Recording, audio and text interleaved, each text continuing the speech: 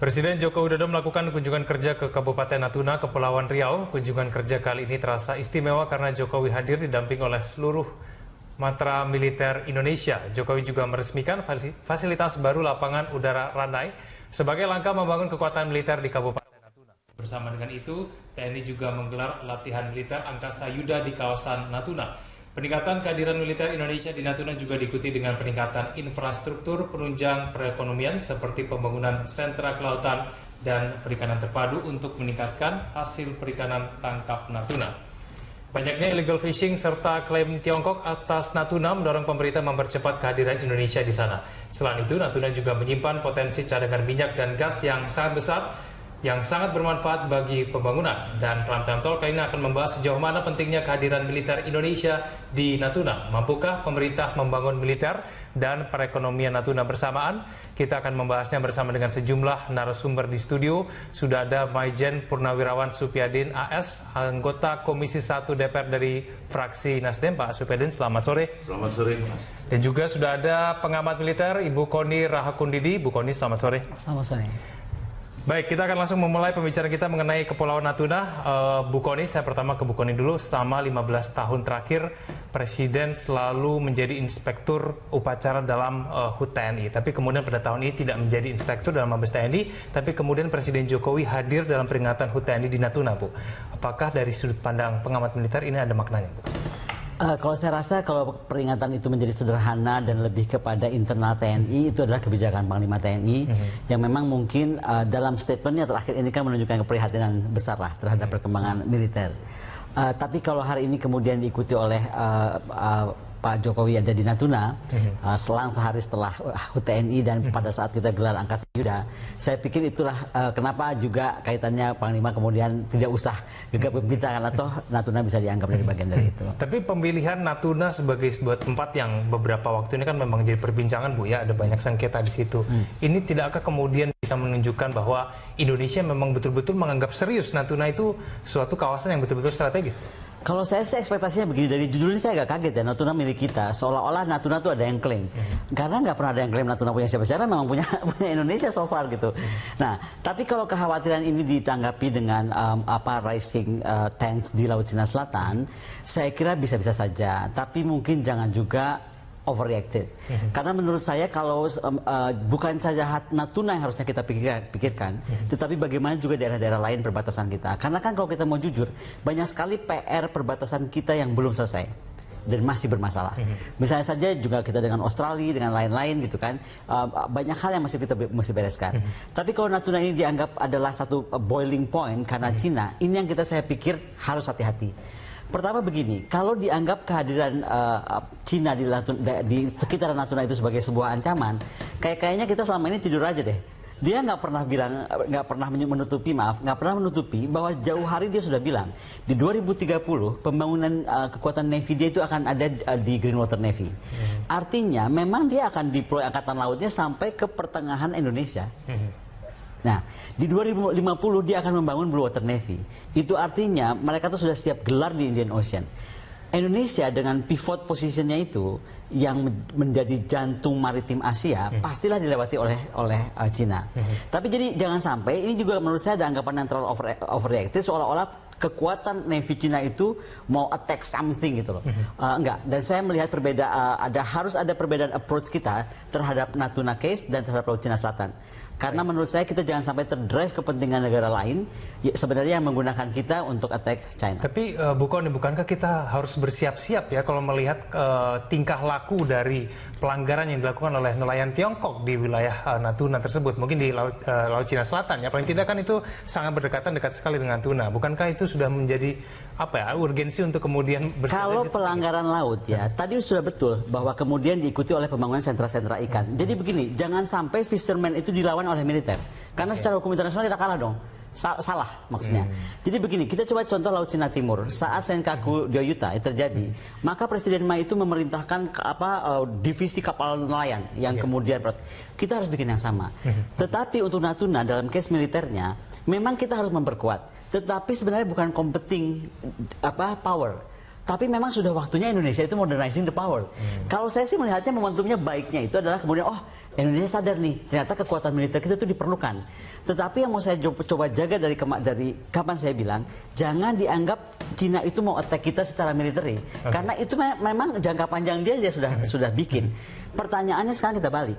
Saat presiden kita ini, Presiden Jokowi, yang menurut saya sangat penting sekali begitu beliau menyatakan Indonesia adalah visi poros maritim dunianya, itu yang sebenarnya harus disikapi oleh Menteri Pertahanan dan Menteri Luar Negeri untuk bagaimana mengartikulasikan itu dalam bentuk pertahanan dan kebijakan politik luar negeri.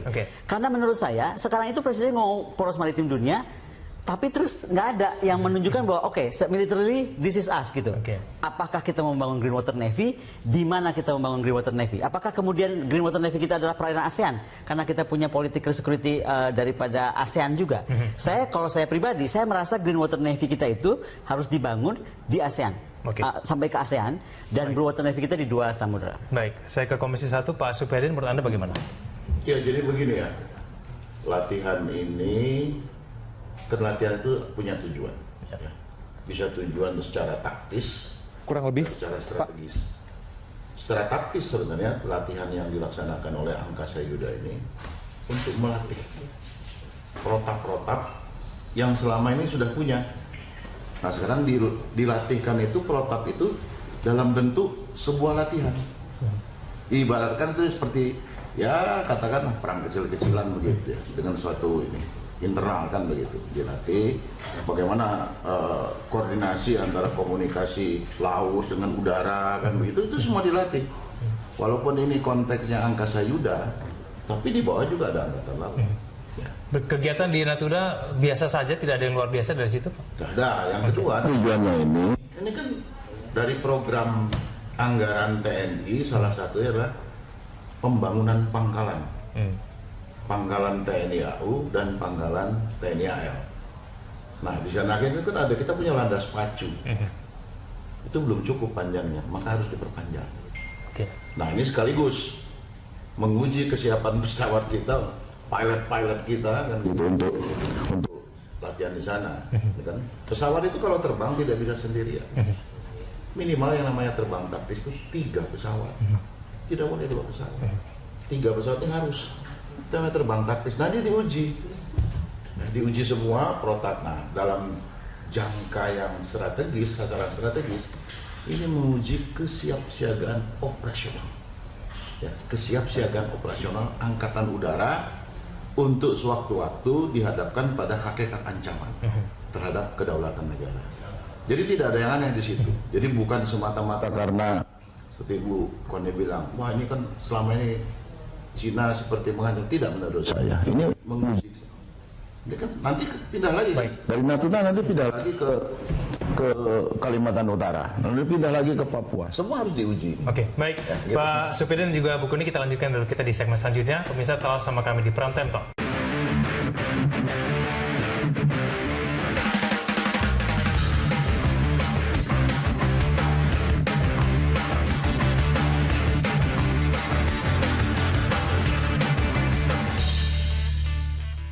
Pemirsa, sebelum kita lanjutkan diskusi ini, kita ikuti sejumlah informasi terkait dengan Kabupaten Natuna yang akan disampaikan oleh Ahmad Murodi. Dodi, silakan. Ya, baik, terima kasih Egan dan pemirsa, memang betul sekali kami punya beberapa informasi terkait dengan klaim sejumlah negara yang berebut perairan Natuna ini dan juga nanti ada potensinya yang bisa digarap. Tapi sebelumnya kita lihat dulu, ini adalah wilayah atau posisi geografis dari Kepulauan Natuna. Dalam wilayah Kabupaten Natuna yang merupakan salah satu kabupaten di Provinsi Kepulauan Riau, Indonesia. Natuna ini merupakan kepulauan paling utara di Selat Karimata. Di sebelah utara, Natuna berbatasan dengan Vietnam dan Kamboja. Di selatan, berbatasan dengan Sumatera Selatan dan Jambi. Sementara di bagian barat dengan Singapura, Malaysia, dan Riau. Dan di bagian timur dengan Malaysia Timur dan Kalimantan Barat. Posisi Natuna juga sangat strategis karena berada pada jalur pelayaran internasional Hong Kong, Jepang, Korea, dan juga Taiwan. Nah, memang pemirsa, karena memang begitu strategis posisinya, maka ada klaim dari Tiongkok dan juga dari Indonesia. Kita akan coba lihat apa dasar klaim yang dimiliki oleh Tiongkok dan juga Indonesia. Kalau dari Tiongkok mengklaim bahwa perairan Natuna itu merupakan bagian dari traditional fishing ground mereka. Sedangkan dari pemerintah Republik Indonesia memiliki dasar bahwa perairan Natuna merupakan wilayah zona ekonomi eksklusif berdasarkan UNCLOS atau Konvensi PBB tentang hukum laut dan hukum internasional. Nah, sebetulnya seperti apa sih potensi yang dimiliki oleh perairan Natuna ini sampai begitu banyak diperebutkan, begitu meskipun disebutkan begitu banyak, tapi kemudian belum tergarap secara optimal. Kita akan lihat potensinya dari sektor perikanan. Nah, sumber daya perikanan laut yang mencapai lebih dari 1 juta ton per tahun dengan total pemanfaatan hanya 36%, yang hanya sekitar 4,3% dimanfaatkan oleh Kabupaten Natuna sendiri. Kemudian saat ini tengah dibangun cold storage di sentra kelautan dan perikanan terpadu di Selat Lampa. Ini juga sudah dilihat oleh Presiden Jokowi kemarin, dan kemudian juga ini pembangunannya sudah dilakukan sejak tanggal 17 Agustus 2016 yang lalu, peletakan batu pertamanya. Kemudian nilai potensi perikanan yang ada di perairan Natuna adalah 400 juta dolar Amerika Serikat per tahun. Ini kalau dikonversi ke tangkapan atau produksi mencapai 400 ribu ton tangkapan. Tapi kalau menurut data dari pemerintah menyebutkan bahwa hanya 8,9% saja tangkapan yang bisa di-cover begitu dari keseluruhan potensi yang dimiliki oleh perairan Natuna. Itu adalah potensi perikanan. Sekarang kita akan lihat potensi migas yang dimiliki oleh perairan Natuna. Ladang gas De Alfa terletak 225 km di sebelah utara Pulau Natuna. Ini memiliki cadangan gas 222 triliun kubik feet atau TCT dan gas hidrokarbon sebesar 46 TCT, merupakan salah satu sumber terbesar di Asia. Kemudian cadangan minyak bumi mencapai 298,81 juta barel minyak dan total nilai cadangan blok De Alfa 6.000 triliun rupiah. Sebetulnya ada 16 blok yang dimiliki oleh Natuna ini, begitu, tapi baru 5 yang berproduksi, sementara 7 masih dalam tahap eksplorasi dan 4 diantaranya masih dalam tahap terminasi. Nah, karena potensi migas yang begitu besar dan kemudian potensi perikanan yang juga sangat besar, maka Presiden Joko Widodo menginstruksikan TNI untuk mempersering adanya patroli dan juga berusaha memperketat penjagaan yang ada di sana. Maka dari itu dilihat dari kesiapan militer kita yang ada di Natuna. DPR menyetujui tambahan dana 450 miliar rupiah untuk membangun pangkalan militer di Kabupaten Natuna. Meskipun ini sebetulnya data anggaran tahun 2014, karena di tahun 2016 diperbarui lagi, bahkan melonjak sampai 1,3 triliun rupiah. Itu 3 kali lipat dari usulan sebelumnya. Kemudian peningkatan fasilitas lanut Ranai seperti perpanjangan runway, menambah hanggar, kemudian melengkapi ground support untuk operasi pesawat tempur. Selanjutnya menyiapkan pesawat tempur di pangkalan Ranai seperti Su-27, Su-30, F-16, serta rencana penambahan skuadron kendaraan udara tak berawak atau UAV. Kemudian kita lihat. Ya, pemasangan sistem rudal Oerlikon Sky Shield merupakan sistem pertahanan udara modular, menyiagakan 4 unit pasukan khusus Korps Pasukan Khas di Pulau Natuna Besar, dan Armada Barat menyiagakan 48 kapal perang untuk berpatroli di perairan Natuna. Di antaranya sejumlah kapal perang modern seperti KRI Slamet Riyadi, KRI Cobra, dan juga KRI Anaconda. Dan memang terlihat ya bahwa pemerintah sangat serius untuk melindungi potensi sumber daya alam yang dimiliki oleh perairan Natuna ini, begitu supaya tidak diganggu oleh negara-negara lain. Demikian Egan, kembali ke Anda di studio. Baik, benar sekali. Terima kasih Ahmad Murodi atas paparannya mengenai Natuna. Kembali kita lanjutkan dialog kita. Saya ke Pak Supyadin dulu. Pak Supyadin, kalau kita mencermati mengenai potensi dari Natuna, lalu kemudian adanya klaim dari Tiongkok yang bilang kalau itu perairan tradisional nelayan. Berarti kan ancaman di situ tuh cukup besar dong. Makanya kita membuat pangkalan militer di situ. Jadi gini, klaim Cina dengan dasar fishing ground itu dari zaman nenek moyang nggak beralasan. Itu tidak diatur dalam UNCLOS. Batas negara itu diatur berdasarkan landas kontinen, bukan berdasarkan. Kalau dia bilang fishing ground, kita juga bisa mengklaim nenek moyang kita juga pernah nyari ikan di Afrika Selatan kok. Kita juga bisa bikin ya? Bisa bikin kalau seperti itu. Jadi saya kira dalam waktu dekat ini tidak mungkin lah ya.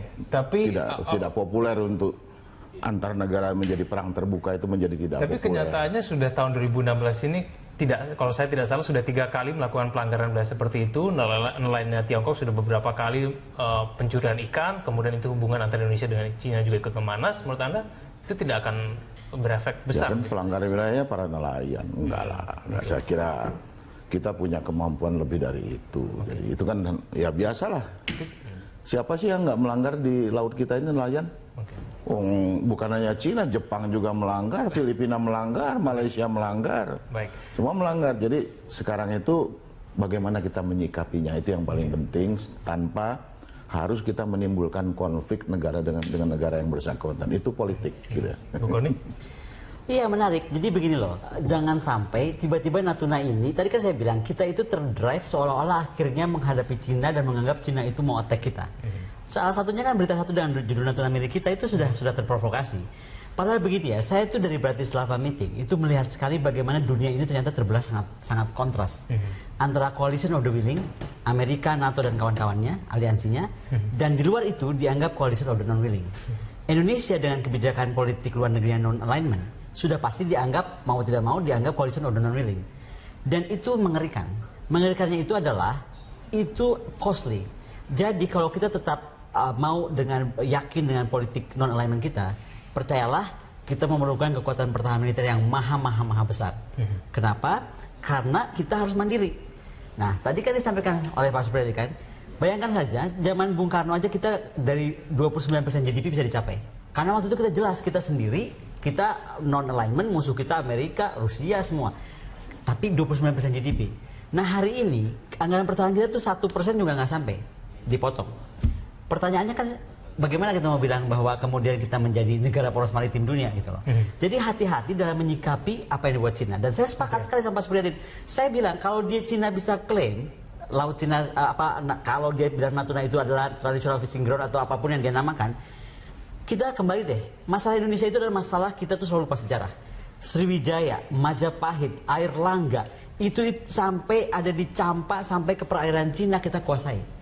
Jadi kalau kita punya arsip yang bagus, dan saya sedang pelajari arsipnya di Myanmar, di Cina, itu ada datanya, ternyata kekuatan kita itu, Natuna, itu kita kuasai. Cuman masalahnya, Cina itu punya logbooknya itu, logbook militer dia saat patroli ke situ, ada 375 kunjungan. Kita juga pasti ada, tapi karena kita arsipnya buruk kan jadi nggak ada. Tapi jangan pernah bilang bahwa dia, kalau saya pribadi ya, jangan pernah bilang bahwa dia nggak punya historical claim. Karena kalau kita bilang dia nggak punya historical claim, dia akan bilang kita nggak punya historical claim. Sekarang kita buat sama aja. Oke, historical claim kamu di mana? Oke, sekarang saya gambar historical claim saya di situ. Jadi kalau dia bilang dari faktor sejarah, lawan dengan faktor sejarah, bukan dilawan dengan faktor. Bu Kony, bagaimana dengan rencana pembangunan pangkalan militer di sana? Apakah paling tidak itu bisa memberikan efek deterrence yang cukup besar? Paling tidak itu membuat Cina itu berpikir, wah ini serius nih Indonesia menganggap Natuna. Itu yang saya bilang kenapa jadi Natuna dianggap sekarang kekuatan, tadi sudah dijelaskan. Enggak, memang wajibnya kita aja dan bukan cuma Natuna. Pencurian ikannya, mau saya bilang, kita Google aja deh pendapatan Natuna, ikan tuna terbesar di dunia. Anda Google dari mana? Negara Afrika. Dan Afrika itu Anda klik dari mana dapat ikannya? Di perairan Papua. Jauh yang diambil daripada Cina. Dan Cina itu nggak cuma di Natuna, kok udah kemana-mana. Taiwan sudah sampai di Maluku Tenggara Barat. Jadi jangan seolah-olah sekarang itu tadi saya bilang terdrive bahwa Cina itu ancaman. Seolah Cina enggak, mereka di perairan kita. Artinya apa? Seluruh Indonesia itu harus dijaga kalau memang kita serius. Itu yang saya bilang. Pernyataan Pak Gatot kemarin, Panglima TNI, menyatakan bahwa sekarang tiba-tiba TNI itu seperti hilang arah, nggak punya ancaman. Itu benar. Jadi kalau menurut saya harusnya jangan dipersalahkan Pak Gatot itu. Tapi kita pelajari kenapa beliau sampai bicara begitu. Apakah sudah fed up? Nggak tahu ini kok orang-orang nggak ngerti bahwa TNI itu harus kuat. Saya mengalami itu kan dari anggaran pertahanan dipotong total di 98 dan TNI dibilang harus balik ke barak. Saya terus berteriak ini jangan sampai ya. Sekarang udah kejadian. Jadi sekarang tuh kita mesti jelas ancaman kita apa. Kalau memang kita mau menjaga semua wilayah kita, jangan lupa loh, Cina itu cuma bilang 9 dotted lines dia. Tahu nggak? Waktu Australia menerapkan Australian Maritime Identification Zone (AMIS) 1000 mile dari Australia, semua mesti report. Itu setengahnya Indonesia kita harus report ke Australia. Kok nggak ada yang marah? Kenapa Cina jadi marah-marah? Cina kan cuma bersentuhan dikit di Natuna. Jadi maksud saya lihat masalah itu secara holistik, sehingga kita juga menyikapinya dengan baik. Armada sekarang. Menurut saya dengan konstelasi kawasan kayak begini, kemudian pivot Asia, kemudian pemilihan Presiden Amerika yang dua-duanya sama, sorry to say, sama buruknya sih buat Indonesia, Mendingan sekarang armada itu diperluas jadi 4. Jadi jelas kita memainkan non-alignment tuh enak. Kalau 3 agak bingung, karena tengah tuh jadi armadanya siapa? Kalau dibagi 4, 2 armada timur dan armada Pasifik bangun sama Australia. Tetapi armada barat, yaitu armada barat dan armada Indian Ocean, karena Cina mau bangun di Indian Ocean, bangun sama Cina dong. Jadi kita akan mungkin embargo. Saat kita di embargo Amerika, kita pindah ke Cina dan Rusia. Kita di embargo Cina Rusia, kita pindah ke Amerika. That is non-alignment. Oke, baik. Saya ke Pak Supyadin. Sekarang kita mengenai kasus lain, Pak. Ini bagaimana dengan sengketa dari Laut Cina di kawasan Laut Cina Selatan? Menurut Anda bisa merembes nggak ke Indonesia? Ya, saya kira kan sudah diselesaikan secara politik, ya. Kalau sudah diselesaikan politik, saya kira Cina harus menghormati penyelesaian itu. Jangan kemudian dia memancing-mancing lagi. Satu.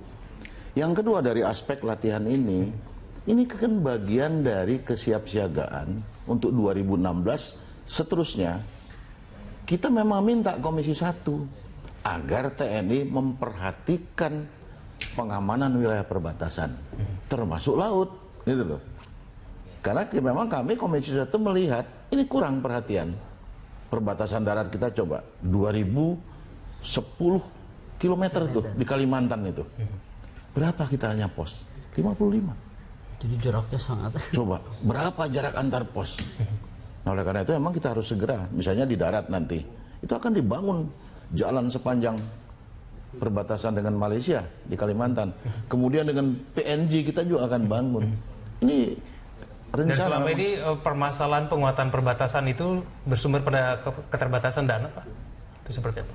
Ada atau tidak ada dana itu wajib, karena itu wilayah perbatasan. Yang sekarang? Ya, yang sekarang, ya paling kita kan kalau misalnya sekarang anggaran dikurangi, itu kan paling kita kan mengurangi jumlah personil. Secara umum kan begitu. Nah kan sekarang ini kan yang dikurangi itu bukan belanja personil sebenarnya. Yang dikurangi itu belanja barang dengan belanja modal, kan gitu. Artinya hal-hal yang tidak penting, misalnya rencana pembangunan gedung, tunda dulu lah.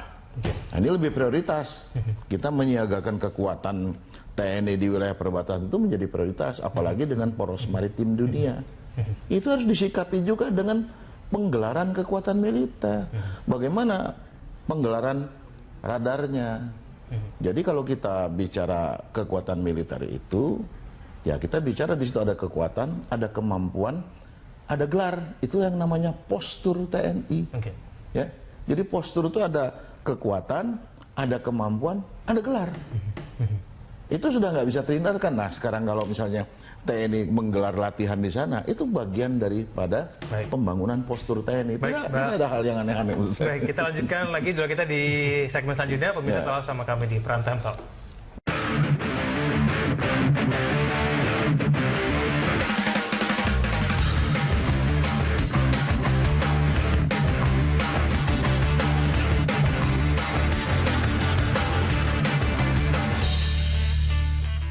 Pemirsa, kembali kita lanjutkan dialog kita. Saya kembali ke Bu Kony. Bu Kony, kalau melihat mengenai persoalan di Natuna, ya paling tidak di kawasan itu begitu. Menurut Anda cara terbaik untuk menyelesaikan mengenai pelanggaran wilayah ini seperti apa? Selama ini sudah dilakukan semacam nota protes. Pak Luhut Binsar Panjaitan sudah beberapa kali ke Cina untuk kemudian melakukan kesepakatan. Tapi toh kenyataannya tidak ada hasil yang signifikan. Tetap saja ada pelanggaran pencurian ikan di situ. Jadi begini, kembali ke pencurian ikan terlalu banyak di Indonesia yang harus kita ceritakan soal pencurian ikan. Jadi jangan cuma gara-gara pencurian ikan seolah-olah masalah ini menjadi besar. Kembali kita harus sadari begini ya. Kita itu memang seolah-olah jadi kehilangan arah pertahanan atau kemampuan kekuatan kita menghadapi apa. Saya sepakat kalau sampai Pak Gatot bilang begitu. Karena apa? Sebenarnya Presiden itu masih punya utang satu terhadap rakyat Indonesia. Beliau tidak mendirikan apa yang namanya National Security Council. Di National Security Council, triumvirat pemerintah ini, Presiden, Kementerian Pertahanan, dan Kementerian Luar Negeri, itu harus berinteraksi. Saya kalau mau cerita apa yang diceritakan Menhan kepada saya, tentang hubungan baiknya dengan Menhan Cina, dan apa yang di-offer oleh Menhan Cina, itu kan, untuk sama-sama sebenarnya membangun kekuatan bersama, sehingga Indonesia nggak usah terlalu royal membangun Natuna, pasti kaget. Karena sebenarnya mungkin Kementerian Luar Negeri akan setuju, gitu loh. Nah itu menurut saya, harus ada banyak komunikasi yang benar-benar on high level, dan itu tidak bisa ditangani oleh Menko. Beda, Menko Polhukam itu tidak bisa menangani itu. Beda, NNC National Security Council tidak bisa digantikan oleh Menko Polhukam. Kedua, apa yang bisa dilakukan? Waktu zaman Pak Martin Natalegawa, kami tiap minggu breakfast meeting. Pak Martin selalu bilang, Bu Kony, apa nih? Apa yang outward looking, yang berpikir yang out of the box thinking. Saya sudah bilang, Natuna itu ya, kalau sekarang Indonesia dengan menjadi poros maritim dunia, harusnya kita juga paham poros maritim dunia itu goes together dengan poros dirgantara dunia, sehingga operasi sekarang angkasa yuda itu sangat tepat. Jadi kemarin kan mempertunjukkan kekuatan laut nih kita KRI, sekarang ini udaranya. Yang sekarang bisa dilakukan Presiden Jokowi karena beliau itu bagaimanapun disorot dengan kalimat Maritime Fulcrum, menjadikan atau propose keamanan Laut Cina Selatan supaya tensinya turun. Ini kan laut ribut, udaranya kan enggak. Coba misalnya Presiden Jokowi propose Air Defense Identification Zone atau ADIZ, ASEAN plus China. Jadi ASEAN terakomodir, Cina akan tenang gitu loh. Tidak seperti Laut Cina Timur. Laut Cina Timur kan terjadi clash di laut dan terjadi clash di udara karena mereka rebutan ADIZ kan. Nah, itu yang bisa dipropos oleh Presiden Jokowi dan menunjukkan leadership kita di ASEAN gitu loh. Makanya yang sekarang kita harus juga mulai kembangkan adalah kesadaran bahwa Maritime Fulcrum itu tidak semata-mata maritime, tetapi air and space. Dan itulah kesadaran yang harus kita kemudian rebut. Masalah FIR ini akan hubungannya karena FIR kita juga kan di Singapura. Gimana caranya kita segera harus tarik apapun alasannya. Saya sudah ketemu general manajernya Airnav, nggak ada masalah dari navigasi. Jadi sebenarnya kita bisa gitu loh. Nah itu kan memang tidak langsung kedaulatan, tapi bagaimanapun berefek kepada kedaulatan. Karena setiap kita pesawat tempur kita mau ke Natuna, izinnya ke Singapura. Beberapa pilot kita aja rada-rada bandel, dia minta Airnav bukalah, saya nggak mau ke Singapura, buka gitu. Artinya Airnav bisa gitu. Jadi ada banyak hal dibikin oleh Presiden Jokowi. Jadi gini, dan rakyat Indonesia itu harus mendukung. Menurut saya sekali lagi, kadang-kadang saya sedih ya, kok dibilang apa sih Maritime Fulcrum, apa sih poros maritim dunia, hahaha gitu seolah-olah.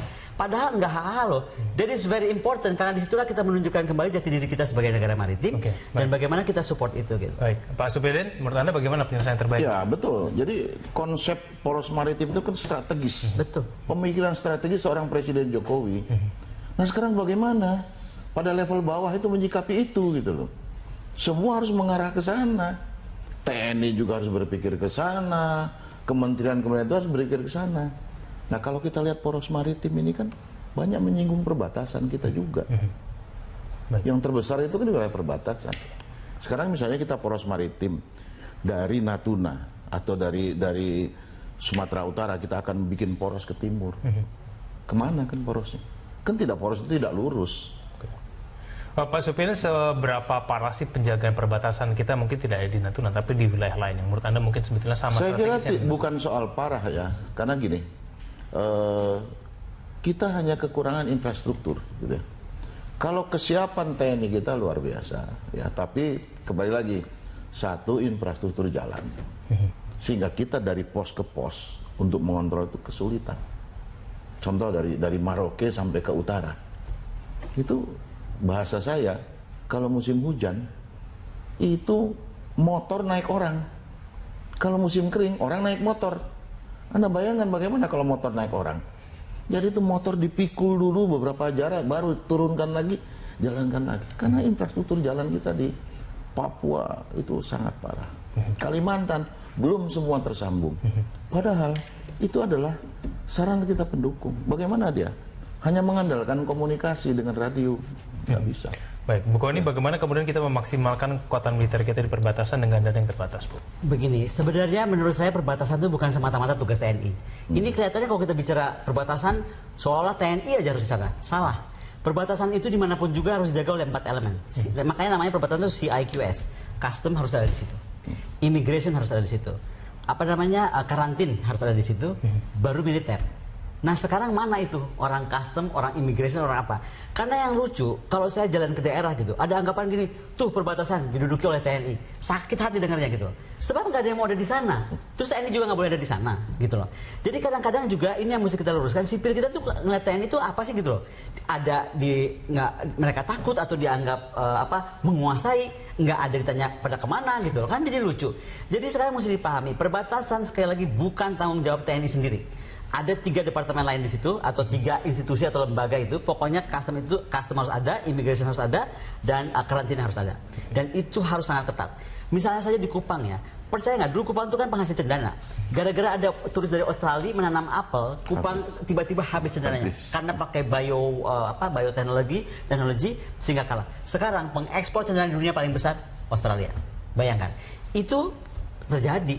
Nah, itu kenapa? Karena nggak ada tadi itu, si customnya nggak ada, sama si karantina nggak ada. Coba kita ke negara lain, ke Australia aja bawa kayu sepotong, kalau nggak kita langsung dipanggil kan. Nah, hal itu mesti dipahami. Jadi kalau kita bicara perbatasan, jangan cuma TNI gitu. Tapi kalau memang maksimum harus ada, di sana harus ada. Tadi pos, kemudian sekarang. Kemudian jangan dianggap bahwa seolah-olah militer itu entity berdiri sendiri. Enggak. Militer yang diperkuat akan mendorong industri pertahanan yang harus diperkuat. Sekarang karena kebijakan ini, Kementerian Pertahanan itu sudah mengembangkan drone. Dan drone kita itu sudah hebat, anak negeri yang buat, dan ini perintah Presiden Jokowi harus buat anak negeri, sudah bisa amphibious, ya kan? Dan artinya nanti perbatasan darat yang belum kita akan bisa kejar pos-posnya akan dibawa oleh drone. Kemudian Natuna akan kita punya skuadron drone di Pontianak yang akan dideploy. Nah, sama kapal tadi, kita kan bicara nih tentang tadi kekuatan Cina. Kan waktu saya cerita Cina akan bangun apa, jangan cuma dengerin, oh Cina lagi bangun apa. Enggak, karena Cina mau bangun apa, Indonesia mesti bangun apa gitu loh. Kapal selam misalnya. Tapi kita lihat kapal selam Australia aja gagal, ya kan? Collins Australia berapa biji gagal? Karena menurut saya nggak bisa kapal selam besar dilawan dengan kapal selam besar. Kita tuh negara archipelagic. Semua yang Indonesia miliki tidak ada di dunia ini miliki. Menurut saya kapal selam kita harus stealth, harus siluman. Kapal induk harus stealth juga. Kalau bisa kapal induk kita satu-satunya di dunia yang bisa terbang. Dan itu sedang kita kembangkan Kementerian Pertahanan. Nah, ya kayak gini kita perlu dukungan rakyat. Karena kalau nggak ada atau dianggap ancaman tuh nggak ada, ini nggak ada. Tapi dengan dana terbatas bisa nggak Bu? Kalau kayak gitu. Percaya nggak? Itu saya tuh sampai menghadap Sekjen Kemhan sampai kaget, apa Bu Koni? Murah banget kapal selamnya. Karena kita buatan sendiri gitu. Cuman kan masalah di kita begitu. Orang Indonesia itu kan kelihatan apa yang buatan dalam negeri suka diketahui. Jangankan kapal selam, beli sepatu aja kalau nggak Pak JK yang mendahului nggak akan dibeli gitu. Itu cuma contoh. Jadi sekali lagi apa ya, holistic approach itu penting. Jadi saat kita bicara tentang TNI yang kuat, jangan salah. Industri itu mesti mendorong gitu. Lalu sumber-sumber daya alam atau apa material-material yang harus dilindungi negara. Sekarang kan kita cuma bicara gas. Kita bicara apa tadi? Oil. Percaya nggak? Bahan bakar masa depan itu banyak sekali di Indonesia, uranium dan thorium. Bagaimana sekarang? Mana daerah uranium thorium? Kita amankan gitu. Pak Syahbudin, menurut Anda bagaimana dengan dana terbatas? Ya, jadi begini ya, kehadiran TNI di perbatasan baik laut atau darat itu dalam konteks menjaga kedaulatan. Tetapi menjaga saja tanpa dibarengi dengan pembangunan kesejahteraan, impossible. Kenapa? Pembangunan kesejahteraan perbatasan sangat penting. Kenapa? Kalau ini tidak dilakukan, di perbatasan itu selalu yang terjadi namanya proses asimilasi. Mana yang kuat daya tariknya di perbatasan itu? Misalnya kita dengan Malaysia. Kalau Malaysia lebih kuat daya tariknya, ya perempuan kan otomatis ke sana dong.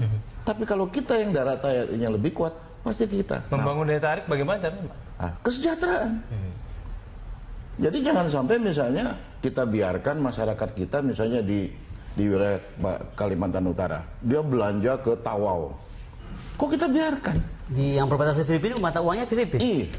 Terus televisi, mereka menonton TV Malaysia. Apa kita nggak mampu? Makanya kami Komisi 1 selalu teriak pada Kominfo.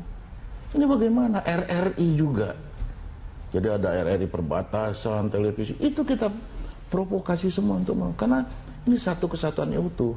Jadi kita bicara pengamanan perbatasan bukan hanya secara fisik TNI, tapi bagaimana membangun kesejahteraan.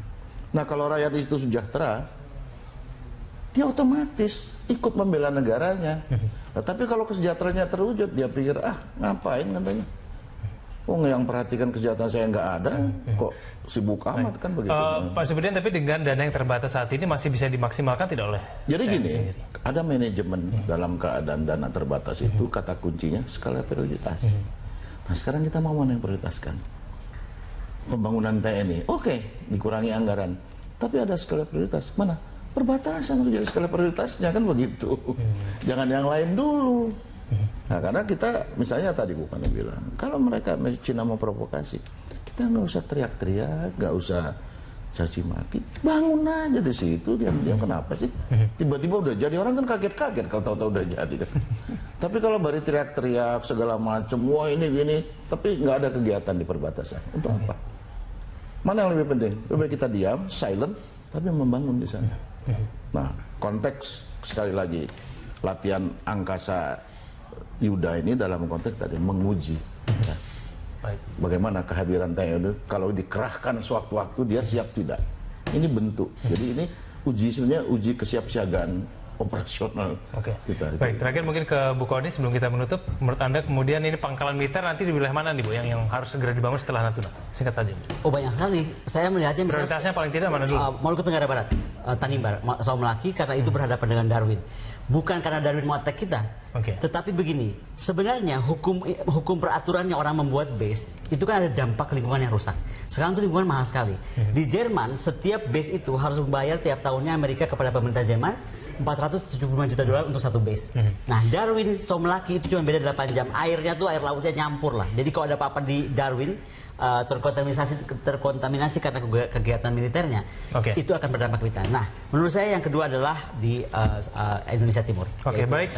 Terima kasih Bu Kony dan juga Pak Supidin telah hadir bersama kami. Kita lihat nanti pangkalan militer seperti apa di Natuna. Mudah-mudahan itu bisa membangun penjagaan perbatasan lebih baik ke depannya lagi. Terima kasih. Selamat malam.